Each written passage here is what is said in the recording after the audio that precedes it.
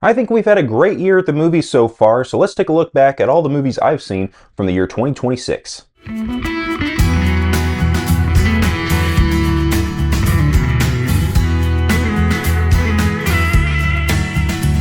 Welcome back to the channel, everyone, where we love talking about movies and more. I'm your host, Mason Phillips, and this is the third episode of my Talking Movies and More podcast. I'm sorry I was gone last week. I had a lot of things to take care of, and I've just been trying to work on some other videos, so I didn't dedicate time aside. I didn't put time aside to doing this podcast, so I do apologize for that if you were anticipating it, looking forward to it. In the future, going forward, just expect any podcast on this channel to drop on Wednesdays, and that will be going forward every week. It'll be either Talking Movies and More with me or the Assembly Cut with Hayden and I. We've only been able to do one episode so far, but we are hoping to do another one very soon. But until then, you got me, and we'll be doing these conversations just a one-on-one with me and you. So before we get any further in this video, I want to ask you guys to hit that like button, hit that subscribe button, and hit that bell icon so you get notified when new videos go live to this channel. When you guys do that, it always helps me out, and I greatly appreciate it. So I think 2026 has actually been a pretty good year at the movies so far, and has honestly been one of my favorite years at the theater. And we have so much more to look forward to this year, going further on into the summer and the fall and the winter. Of course, we got big films like Avengers Doomsday coming out. We got Dune Part 3. Spider-Man Brand New Day is almost here. Supergirl's coming out this week.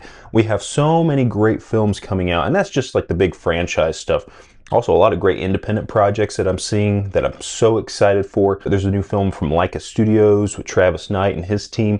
So excited to see that. Anytime I see a preview for that, it's got my curiosity. It's got my eager anticipation to go see this in the theaters, so I can't wait to check that out. A lot of really cool, interesting films, not just the big stuff, but the small stuff too. So I just think that this year so far has been a pretty great year at the box office. So I have a Letterboxd account. If you would like to go follow me, it's MP Movies and More. That's where you'll find me on Letterboxd. I always go in and catalog every movie that I've seen, trying to catalog every movie I've seen for my whole life. Sometimes I'll forget, and then I'll remember, oh yeah, I did see this movie. So I catalog them by year. I try to rank them, and that's what I've done so far with 2026. So we're going to go down the line of all the movies I've seen this year, from the worst to the best. So coming in at last place for me for the year 2026 is The Mandalorian and Grogu, the new Star Wars movie. This movie just didn't land for me. I like parts of it, but I'm a huge Star Wars fan, diehard Star Wars fan, been a Star Wars fan since I was a kid, and it's just a series that's always spoken to me, and it's a series that is near and dear to me. Whether it be in movies, games, novels, comic books,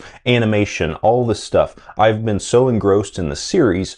And unfortunately, under Disney's leadership, I haven't been the biggest fan for what they've been doing. I know you've been hearing that rhetoric. You're probably tired of that. But if you're like me, you agree that the Disney handling, especially with the sequel trilogy, wasn't the greatest. It was lacking direction. It made a lot of choices regarding the Star Wars lore. It's like it just took some stuff and threw it out the window and said, forget about that. We're doing something different, and not something that was intriguing or interesting, in my opinion. I think it just completely went against everything that Star Wars is supposed to be. So I wasn't really a big fan of the sequel trilogy, and upon reviewing those movies and going back to those movies, they just go further and further down.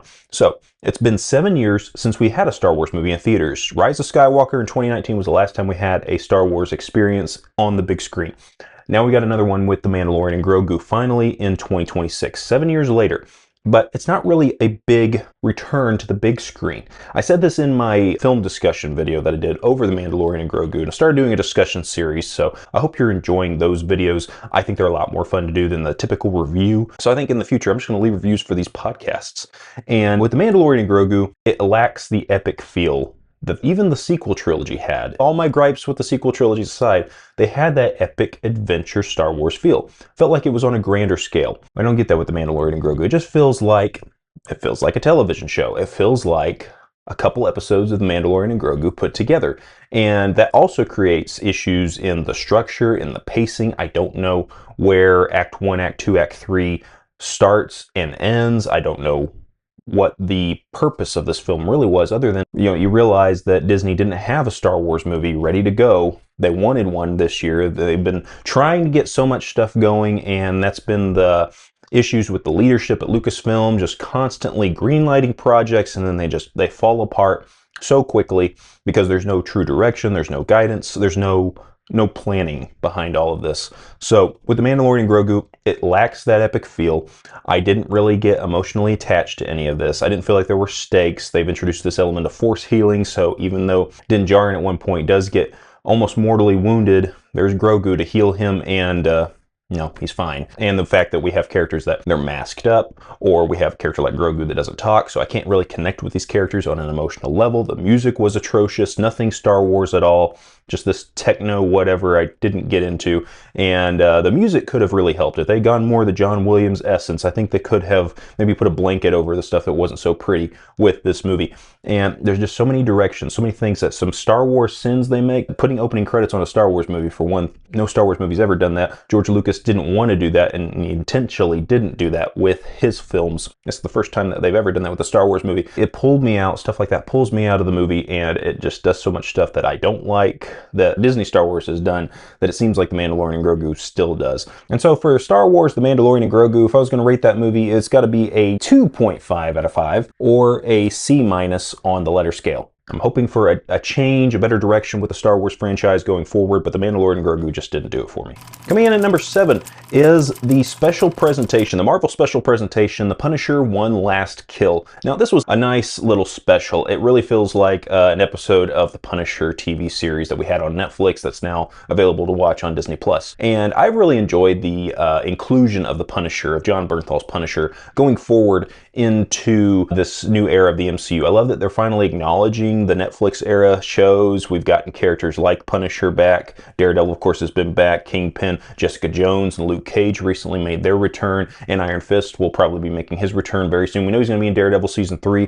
I think there's a possibility he may have a little cameo in Spider-Man Brand New Day, but that remains to be seen. We'll see in about a month. But Punisher was notably absent from Daredevil Born Again Season 2. He had a pretty decent role in Daredevil Born Again Season 1. So it was great to see Jon Bernthal back in this role. And this was a special that he had a lot of passion behind. He helped write the special, he helped create it, and it really delves into Frank Castle's psyche. It delves into the inner workings of this character. I have heard this repeated across social media, across YouTube, and I kind of echo the same thing. It does repeat a lot of the same beats that we had with the Punisher in other media. He doesn't want to be Punisher, now he does. He's dealing with the traumatic loss of his family, and then all this stuff that I feel like we've dealt with, and then it seems like we haven't dealt with it, and now we've dealt with it again. And I'm not saying that, I've never had PTSD, so I don't have a way to really have a reference for this, or to be able to explain what's really going on in Frank Castle's head. I mean, this was a very traumatic moment in his life, so maybe it does come back here and there. But as far as just on a cinematic storytelling alone, on a cinematic nature, we've already dealt with this. We've already done this. So it does feel like a repeated story beat.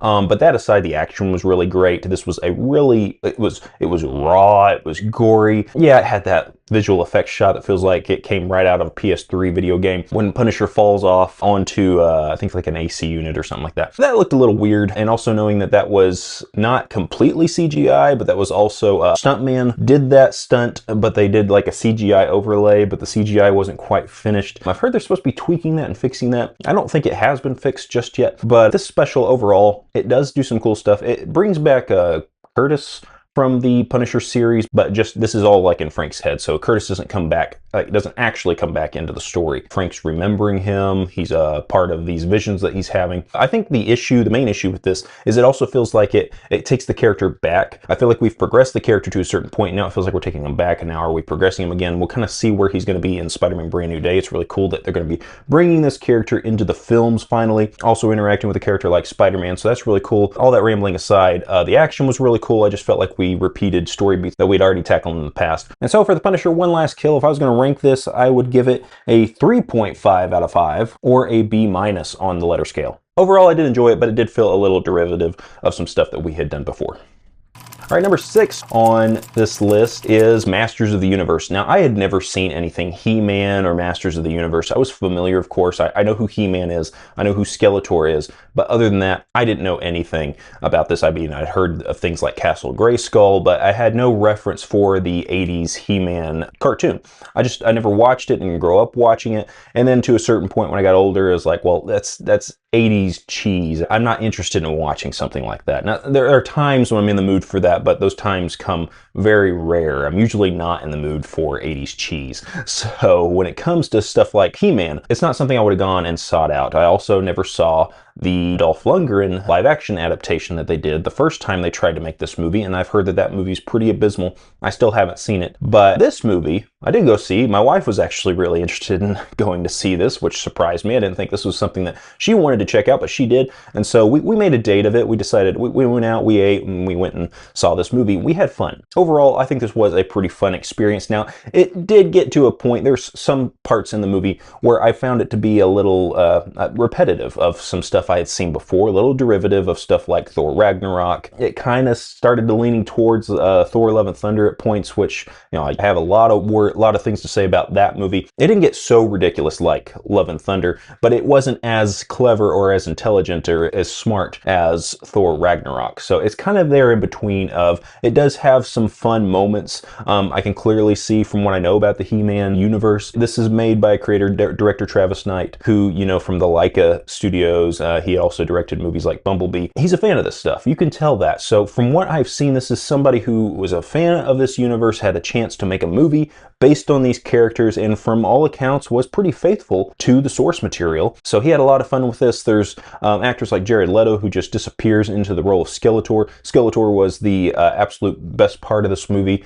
Very fun, mustache twirling villain, but they fully understand that that's what this character is supposed to be. So they're not trying to hide that or apologize for that. They're just going all in with this concept. And overall, I think this movie, it was fun. It was entertaining. It did do the funny thing of teasing Skeletor's return. And unfortunately, this movie really, it seems like it's going to be losing money at the box office. Don't think it's going to be making its money back. So don't expect a sequel to this movie, maybe ever. So it might have the same problem that the first movie had of teasing Skeletor, teasing a movie that's never going to come. I hope that's not the case, because I did enjoy this movie. It does have some issues. I think it does drag, it has pacing issues. There are times when it does get a little CG heavy overall. The comedy doesn't always land. It's a little cringy at times. Sometimes it is really funny, but sometimes they're going for a joke that just, it's not working. But overall, I thought the characters were pretty endearing. I enjoyed the character of He-Man. I enjoyed Skeletor. It was so fun. And so for Masters of the Universe, if I was going to rank this, I give it a 3.5 out of 5 or a B- on the letter scale. While not the best movie I'm going to see this year, it definitely wasn't the worst, and it did make me smile. I was at least engaged with the story for the most part. Now, number 5 on this list is a movie that I don't know if many of you have seen, but it actually seemed like it did pretty well. It's the movie Solo Mio from Angel Studios, starring Kevin James. It's this rom-com that I'm not really a rom-com guy, and my wife actually isn't either. She doesn't really go for these types of movies either, but we saw the trailer for this, and there was something a little different. It felt different. It didn't feel like this typical rom-com that we're used to, and she was actually interested to see it. I was interested to see it, so we're like, yeah, let's go check it out. And this was a very pleasant surprise. Now we're getting into the movies, and again, I've only seen 8 so far for this year, and one of them is a special presentation, so I don't know if you're going to count Punisher: One Last Kill as an actual movie. I will, but again, it's not a big theatrical experience. It wasn't even a big streaming, theatrical experience, if I can say that or call that. But Solo Mio was just endearing. It was honest. It was earnest. This movie was earnest. You felt for this guy, this character of Matt, who got left at the altar, is now celebrating his honeymoon, or what was supposed to be his honeymoon, on his own. Goes all the way to Rome, Italy, and along the way does find love with a woman that lives there. It's a wonderful story. It's so charming, and the characters, you love these characters. If you're a fan of The Chosen, Jonathan Rumi, who plays Jesus in that series, plays a character called Neil in this. A very different character, a very funny character. So Jonathan Rumi has range, and you could see that in characters like Neil here. Very, very fun. Allison Hannigan, who you would know from How I Met Your Mother, she's in this as well. She also provides a lot of great comedy in this. Kevin James has still got it. I'm a fan of his from King of Queens and some of his past films that he's done. He's kind of gone under the radar lately. I think he's been doing more stand-up, but this is a movie that I think really shows what he can do as an actor, because it does, at times, it gives him comedy, but it also gives him a little bit of of dramatic stuff that he can pull from, that he can play off of. It's a character, this is the most like down-to-earth character I think that he's ever played. And it worked. It was charming, it was endearing, it was funny when it was trying to be funny. Honestly, it does keep you guessing. Nice little twist, nothing big, nothing major, but it does have some nice twists in there, some nice twists and turns, nice storytelling. It's just a charming, cozy film. And so for Solo Mio, if I was going to rank this movie, I would give it a 4 out of 5 or a B+ on the letter scale. So my wife and I both really enjoyed this film. It was a great date night experience, or afternoon experience, I think, when we went to see this. We saw it for Valentine's Day, so it was a wonderful experience. If you want a good date night movie, Solo Mio is the one that you should pick next.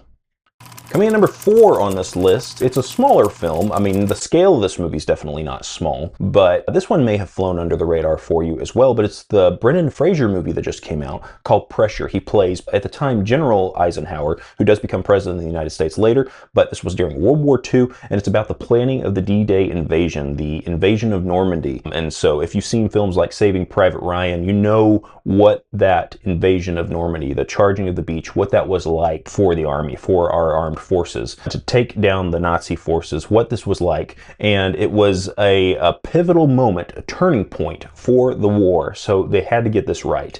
And this film, it goes into a bit of the story that you may not know. And it's planning the attack due to the weather. So they had to bring in a meteorologist to tell them when's a good time to attack because of the weather conditions, the wind. They're coming in off of the ocean onto the beach, so they have to make sure that their boats are even be able to make it, not going to get sunk. They're going to be able to get their troops to the beach and within a good amount of cloud cover so that they can actually maybe have some kind of surprise on the enemy as well. Initially, I think they were shooting for a bright sunny day with no cloud cover, so they kind of would have been out in the open, and honestly may have been worse for them had they had clear conditions. So because of the conditions that they were able to kind of breach themselves into, they had the amount of cover so where not as many men were lost. I mean, there were a lot of men that were lost, but not as many were lost that could have been. And so a lot of stuff went into planning this. This is all about the backroom planning of when to send the troops. Can we send the troops? Do we have to delay this mission? Do we have to cancel it altogether just because of the weather? And you would think a movie about the weather, about this, would that be boring? But no, it's intense. The writing it's snappy, it's quick, it's intelligent, and the performances from our actors, Brendan Fraser as Dwight Eisenhower, delivered a performance that was nuanced, and you kind of forget that you're watching Brendan Fraser. Now, on just the basis of it, he doesn't quite look like Eisenhower exactly, but he does disappear into the role, and that's something that Brendan Fraser has really been able to show. I mean, he's an Oscar-winning actor now, so he's got the chops, he's got the ability to do this. I mean, I grew up knowing him from movies like George of the Jungle or Looney Tunes Back in Action or the Mummy trilogy, but lately he has had this resurgence of these meaty dramatic roles. He's kind of stepped away from the comedy side, and now he's really going into this hard dramatic stuff and disappears into this character. And then the main character of this movie, played by Andrew Scott, who plays the character of James Stagg, he was the chief meteorologist on this mission, on this planning, and brought in as the weather expert. He was incredible, very nuanced. There's an interesting part to his character. He's playing an expectant father. At the time, his wife was very pregnant, about to give birth to their child, so he's dealing with the stress of being a new father, the stress of creating a successful mission for the military, for the American and the British forces. It's a movie that just keeps you engaged, and that's what I've really loved about most of the movies I've seen this year, is it keeps you engaged from start to finish. And while we know the outcome of this movie, I mean, of course, we know that the Allied forces won World War II. We know that the invasion of Normandy was successful, but do we know how we got there? The invasion was supposed to be a day or two earlier than it actually was. It was almost delayed by a week or two. It was almost completely different, but because of the way everything worked out, they were able to invade. They were able to have the success. They were able to do this, and due to the fact of the backroom planning, what these people did to create the successful mission, it was just incredible. It was very engaging, very interesting. And so for Pressure, if I was going to rank this movie, I would give it a 4 out of 5 or a B+ on the letter scale. I had a lot of fun with this. I went and saw this movie with my dad. He's a World War II history buff. I am too. I love that. I love that part of history. I love learning about World War II. And so this movie was right up my alley. And honestly, is a good lead-in to movies like Saving Private Ryan. I actually, as soon as I finished watching this movie, I wanted to go and watch Saving Private Ryan right away, because it's a great pairing with those movies. So if you're going to do a double feature, if you're looking for doing a World War II double feature, Pressure and Saving Private Ryan are the ones you should definitely go for. So I just spoke of Saving Private Ryan, which was directed by Steven Spielberg. My third favorite movie of the year so far is Disclosure Day, the newest Steven Spielberg movie. I think this movie was pretty engaging. It does feel like classic Steven Spielberg. You definitely get that in the music, of course, paired with John Williams once again. Steven Spielberg and John Williams, it's always wonderful when those two get to work together. It kind of feels wrong when they don't. This was, it was fun, but I do think that it's lacking a little bit in what it's actually trying to do, because I don't think it takes a hard stance on the messaging of the alien discovery, of getting this information out to the public. But overall, I do think the movie was interesting. There's some cool action stuff. And this is not an action-heavy film, but there are some good action beats in here. There's a train sequence that just keeps you right on the edge of your seat. And this is classic Steven Spielberg. It feels like stuff like Raiders of the Lost Ark, the old 80s and 90s Steven Spielberg, stuff like Jurassic Park, stuff that he would do in those movies. And there's stuff like that in this movie. So this does feel like classic Spielberg back in the director's chair. There's a message that Spielberg is trying to portray through Disclosure Day, but I don't feel like it really hits as hard as he was wanting to. I heard this before the movie came out, that you're going to maybe rethink your place in the universe. Are you going to rethink as an audience member coming out of this movie? It's going to make you question some stuff. And honestly, I don't think it really does, because I don't think it does take that hard stance, and it does get a little, I won't say it doesn't get preachy. It gets a little sappy at the end. It's not a terrible message. At the end of the day, the whole movie is really just about what can we do when we're united, when our divisions are put aside. What can we do as a human race when we're not arguing over the minutia of politics, of all of our differences? When we put all that aside and we actually start working towards a common good, and we start understanding each other, having empathy for one another. That's what the basis of this movie is really about, is just listening. And that's the final word of this movie, is listen. So I know overall what Spielberg was going for, but I don't think the execution was quite the intense like shock and awe that you might get from a revelation of, say, there are aliens in the universe and we are learning about the first contact of aliens and humans interacting with each other. What would that do for our society?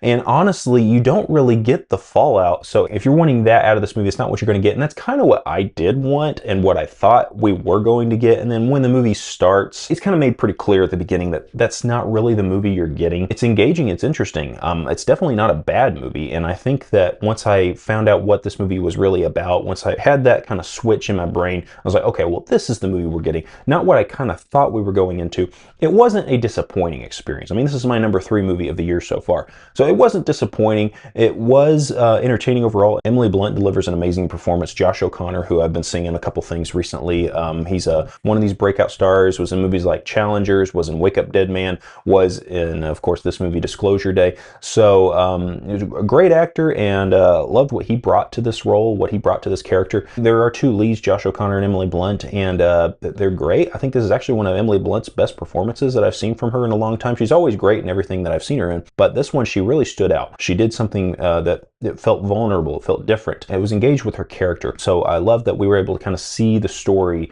through her eyes, through Josh O'Connor's eyes. And the movie, it does have an interesting story. There's a great adventure it takes you on. Whether or not you're going to be on board with where the adventure ends, that kind of remains to be seen. So I won't really go into like heavy spoiler stuff, but it's not quite the movie that you might think you're going to be getting when you're going into it. So just brace yourself and be prepared to have your perspective changed and shifted. I don't think it quite lands as hard as Spielberg was saying it was going to. It didn't really have this like shock and awe of like, oh, this big revelation, I'm going to be questioning everything about my place in humanity, my place in the universe. Not really at the end of the day. It was fun. I did enjoy it. And there are those classic Spielberg moments, those Spielberg elements that come back from the films like Jurassic Park and the Indiana Jones series. And just the 80s and 90s Spielberg, it kind of feels like he's back here. So not all the time, but you know, there's those moments that are captured in this film. And so for Disclosure Day, if I was going to rank this movie, I would give it a 4 out of 5 or a B+ on the letter scale. So overall, it was an enjoyable experience, and I definitely recommend it. Number 2 on this list is actually a movie I just watched 2 days ago, was Toy Story 5, the 5th film in the Toy Story franchise, and I'm a huge Toy Story fan. I mean, I grew up with these movies. I kind of am Andy in that generation, you know, when the first movie came out. I mean, I wasn't born when the first movie came out. I was actually born in 97, the first film came out in 95. So it came out 2 years before, but I was right in that prime age of the Toy Story and Toy Story 2. And so when those movies came out, I mean, Toy Story, it took me a little bit to get on board with that movie. movie, partly because of Sid's room and the toys that Sid had. It was creepy for a young child, but I didn't. Eventually, I did love to. That movie grew on me and continues to grow on me, and I do really enjoy that first Toy Story movie. It was the first film that Pixar ever did. It's a classic for a reason.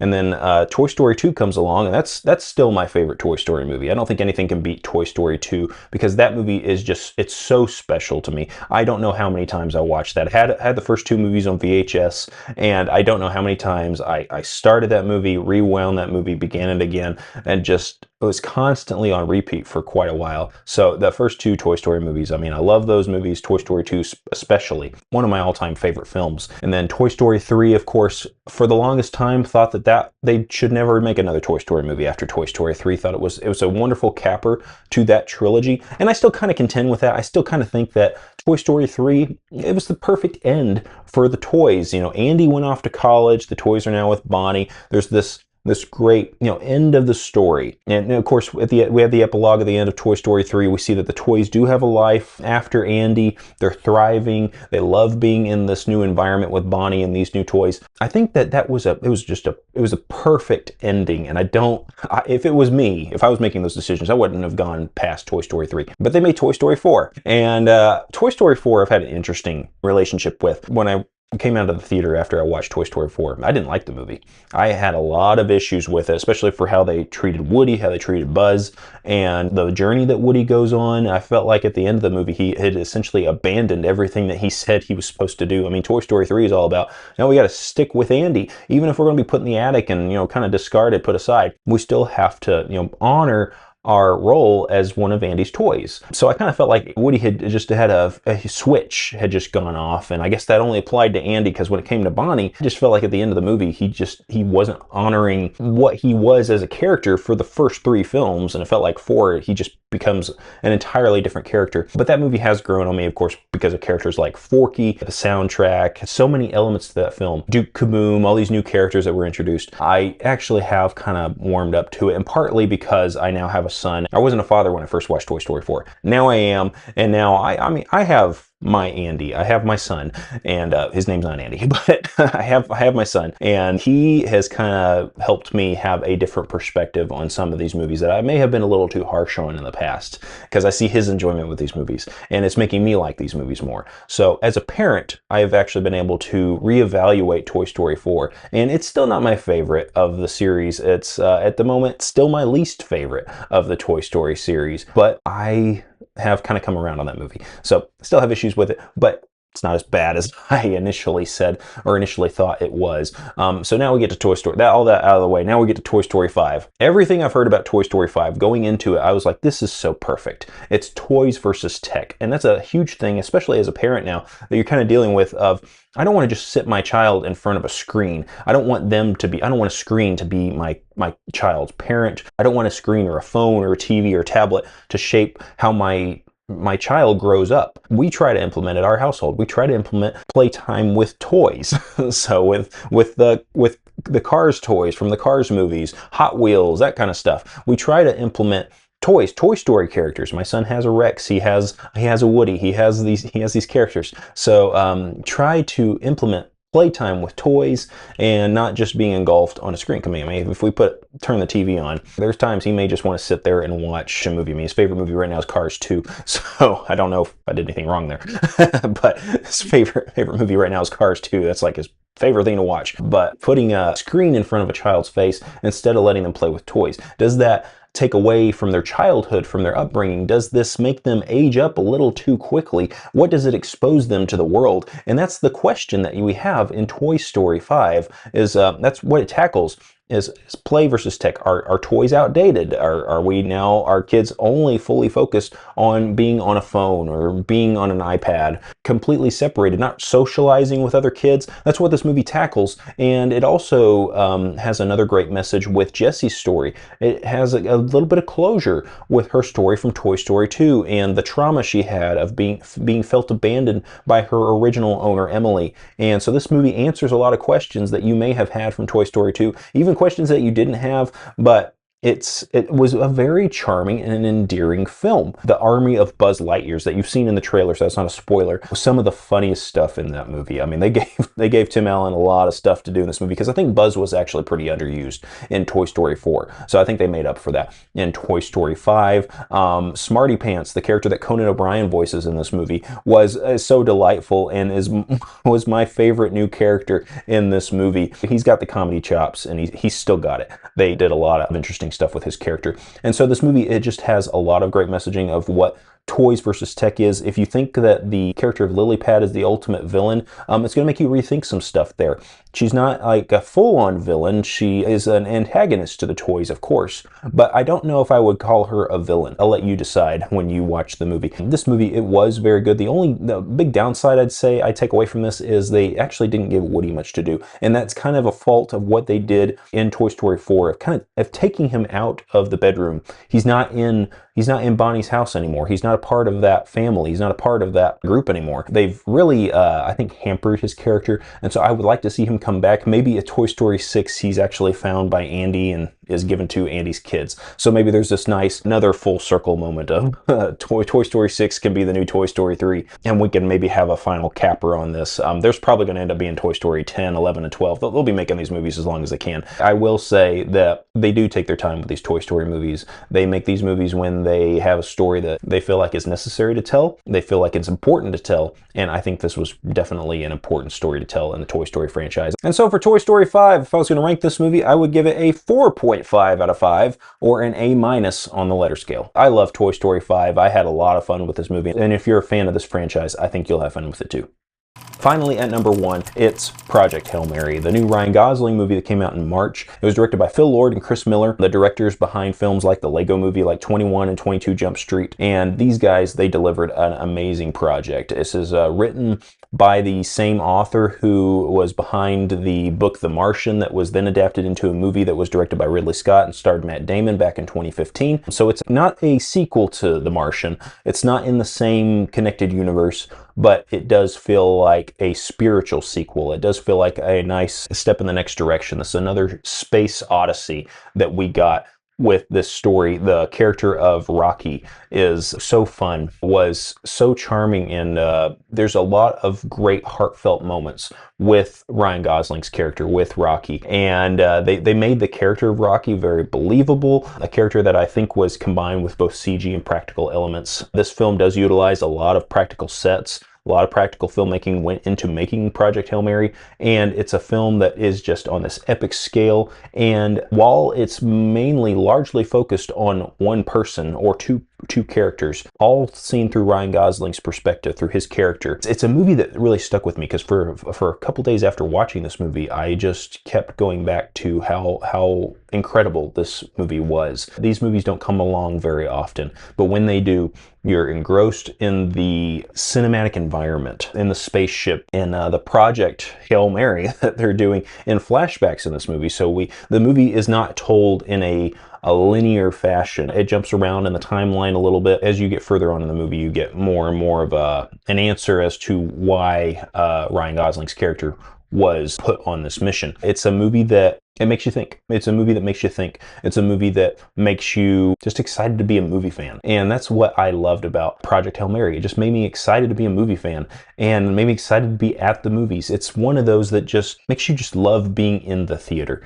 and seeing this on the biggest screen possible. If you didn't get a chance to see Project Hail Mary on the big screen and you still want to, find a showing of this. If they ever do a re-release of this film, hunt that down. Look for an opportunity to see this on the biggest screen possible, because it's worth seeing in the theaters. It's one of those that I feel like you have to see in the theaters to get the full aspect, the full perspective of what Lord and Miller were trying to bring to you. And this movie is just epic. Is not a big enough word to describe Project Hail Mary. Epic, not on like a big bombastic adventure scale. There's a big scale to this movie, but it's also an intimate film, because there's just so few characters that we're dealing with. Go back to movies like Interstellar, and how sometimes there'd be these intimate moments with characters like Matthew McConaughey. Sometimes he would be on his own. Sometimes it would just be focused solely on him. And I think that's a better movie to compare Project Hail Mary to. Not The Martian, not so much, but I think Interstellar is actually a better comparison to make with a movie like Project Hail Mary. It's a movie like that keeps you engaged from start to finish. This is a movie that I never felt the pacing as an issue. I was just solely locked in on the performances, on the storytelling, and just the relationship that's built between Grace, Ryan Gosling's character, between Grace and Rocky was just one of the best cinematic friendships that I have ever experienced at the theater. And so this movie, it was so wonderful. And because of just the elation that I got from watching this movie, just the giddiness, the grin on my face, this movie is #1 for me for 2026 so far. I have a feeling it will be beat by movies like Avengers Doomsday and Dune Part 3, but so far, at this point in the year, for all the movies I've seen in 2026, Project Hail Mary comes in at #1. And that's all I've got for you in this podcast today. I was going to tackle some other stuff, but I think it was just more important to talk about all the movies I had seen. I hadn't really done that on the channel this year just yet, and I had a lot of movies I had seen that I wanted to devote some time to. So thanks so much for watching this video. If you enjoyed this podcast, remember to go down in the comment section. Let me know what you thought about all the topics we discussed here today. Have you seen any of the movies I discussed here on Talking Movies and More? Go down in the comment section and let me know your thoughts on these films and everything I talked about here today. Little housekeeping, remember I do this podcast when Hayden and I can't get around to doing the Assembly Cut. The Assembly Cut is our prime podcast. Of course, I've done more episodes for Talking Movies and More, but that's just because it's been hard to get our schedules on the same page. But when we can get together, the Assembly Cut will take precedent over Talking Movies and More, and then we'll just delay this podcast by the next week or two. Whenever Hayden and I can't get together, that's when you'll see this podcast. Also, I have 2 new YouTube channels. I have a gaming channel that I have talked about. It's called MP Games and More. I've talked about games like Uncharted 4, and soon I'll be doing a video over the Riddler from the Batman Arkham games. That'll be coming up on the channel very soon. It's a video I'm working on right now. So if you're a gamer, if you like video games, go over there and hear me talk about games on MP Games and More. I'd love your support over there. Also started a theme park channel. I have a love of theme parks, of going to Disney World and Disneyland. There's a local theme park called Silver Dollar City that's about 2 hours or so away from me over in Branson, Missouri. I live in Claremore, Oklahoma, so it's a pretty short drive for me overall, and that is a wonderful park that my family loves to go to. We have season passes, and of course, we just love the theme park environment. My wife used to be a cast member at Disney World, so we have a bit of a background in the theme park experience, in being engrossed in that whole environment. And so we love going to the theme parks. I love talking about theme parks and the Disney experience, and so I've started that channel as well. So if you like that kind of stuff, go follow me on MP Theme Parks and More. Once again, thank you so much for checking out this episode of Talking Movies and More. Remember to hit that like button, subscribe, and hit the bell icon so you get notified when new videos go live to this channel. When you do that, it always helps me out, and I greatly appreciate it. Hope you all have an awesome and a fantastic day, and I'll see you in the next episode.